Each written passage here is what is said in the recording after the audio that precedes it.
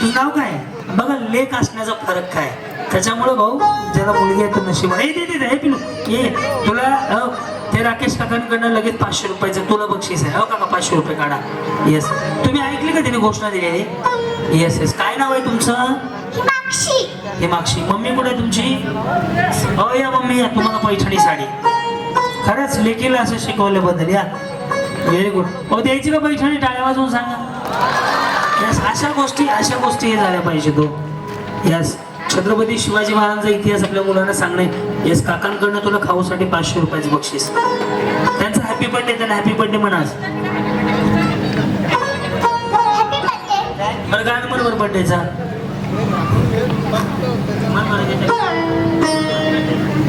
नाही असं लहान आहे का? किती वेळ बाळा शाळा? 5 वर्षाची. वा वा आई मोठी आहे. बस झालं. हा ना पैठणी.